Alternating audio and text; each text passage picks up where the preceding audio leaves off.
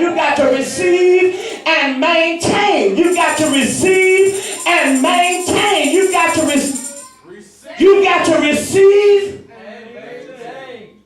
the blessings that the Lord desires to pour out on your life. That which was designed, watch it now, that which was designed to be a blessing can quickly become a curse if you fail to maintain the blessing in an atmosphere of order and self-discipline. Somebody need to wake up and write that one down.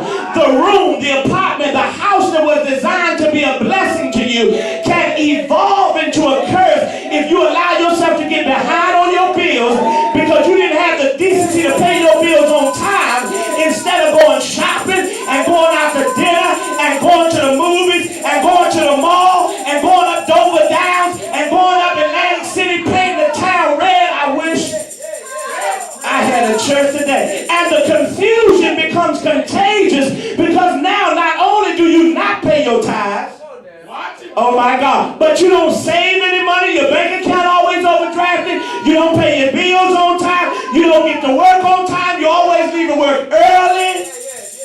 Lord have mercy. Always taking off work at the drop of a dime, and then we have the audacity to buy our children hundreds, thousands of dollars worth of toys throughout the year and at Christmas. But got the nerve to not have a savings account for their college fund. I'm talking about insanity. Okay. Tell somebody it's time to make up your mind. But when you begin to function out of a spirit of self-discipline and operate in an atmosphere of order, it begins to affect every area of your life. So that now not only are you committed to tithing, okay? Now not only have you gotten the tithing issue straight, but in addition to the tithe, somebody say in addition to. You begin to worship God through your offerings, and the more disciplined you become in your giving, the more disciplined you are to save and invest. Save and invest. I can't go too far with that. Save and invest a portion that God allows you to keep. So that now not only is the 10% glorifying God, but the 90 that he allows you to keep is glorifying God. Oh, Lord, have mercy.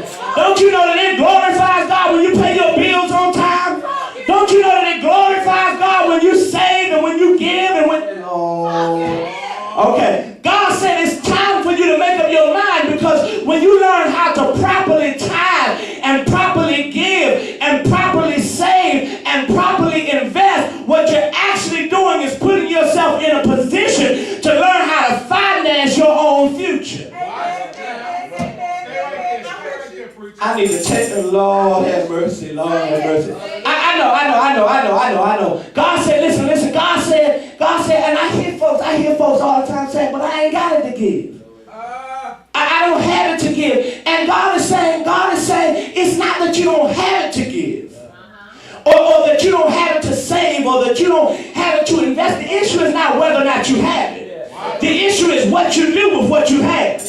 Oh, Lord, put a pin right there. The issue is not that you don't have it. The issue is what you do with what you have. And listen, God told me, he said, whenever you begin to confuse necessity with luxury, you will never live the abundant life. Whenever you begin to confuse necessity with luxury, but when you learn how to distinguish between that which is luxury in your life and that which is necessity in your life, then you'll learn how to sacrifice luxuries in order to ensure that you are able to finance your future. I wish I had just about 3 folks that say, go ahead and preach, Pastor. But it's not just financial. It's not just financial. It's not just financial. I talk about finances because I realize that many of us are not glorifying God with what he has given us. I realize that many of us are trapped in debt. It ain't because Pastor wants your money. I could care less about what you put in the offering plate. It's because when we learn how to glorify God with what we give, we will come out of debt a whole lot quicker. Do you know that?